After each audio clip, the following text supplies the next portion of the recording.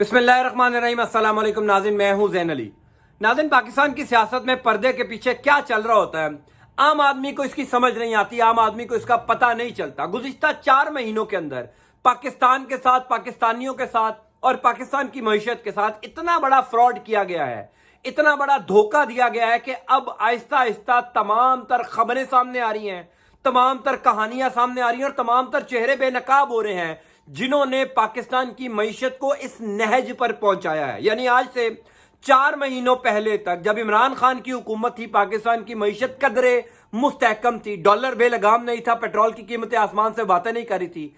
ऐसा क्या हुआ 4 महीनों के अंदर कि पाकिस्तान डिफॉल्ट के करीब आ चुका है या डिफॉल्ट कर चुका है। डॉलर रोजाना 4-5 रुपए बढ़ रहा है, पेट्रोल की कीमतें आसमान से बातें करने लगी हैं, महंगाई का एक तूफान आ चुका है। पाकिस्तान में अब ये कहानियां सामने आ रही हैं कि ऐसा 4 महीनों के अंदर हुआ क्या है जो पाकिस्तान जिसकी मईशत मुस्तहकम थी, सब बेहतर चल रहा था, 4 महीनों में ही वो मुल्क डिफॉल्ट होने जा रहा है, जिसकी मईशत, जिसकी इकोनॉमी ठीक जा रही थी। इस हवाले से एक ऐसी खबर मैं आपको बताने जा रहा हूं।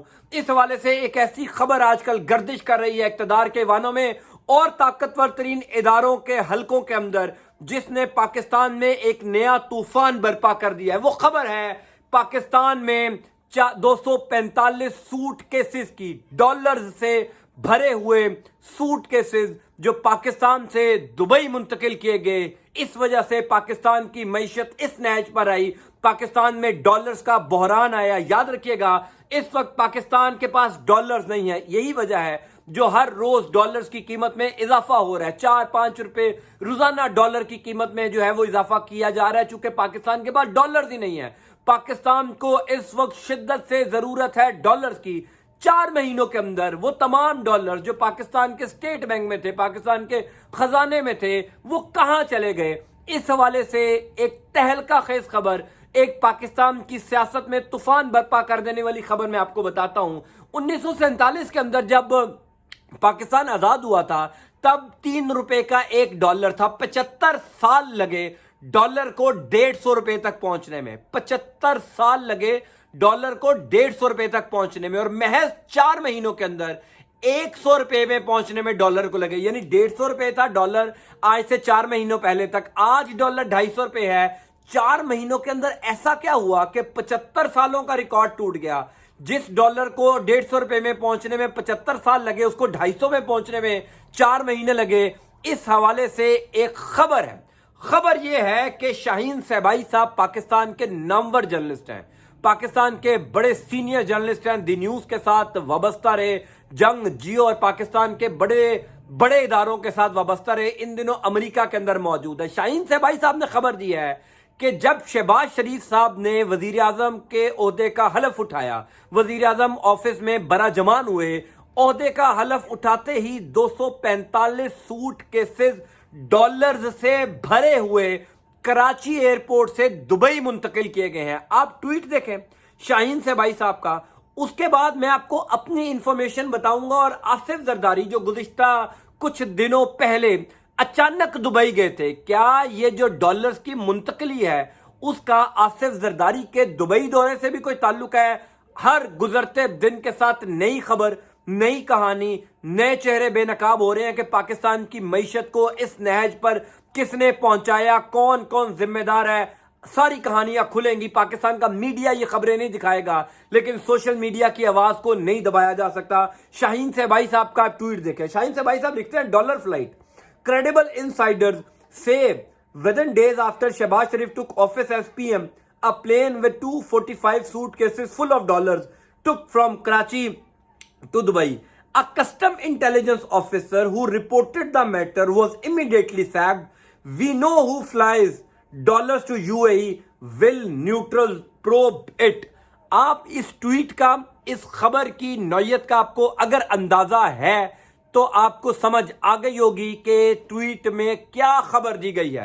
यह पाकिस्तान की सियासत के अंदर तूफान बर्पा कर देने वाली खबर है कि शहबाज शरीफ साहब वजीर आजम बने, 245 सूट केसेस दुबई गए हैं कराची से।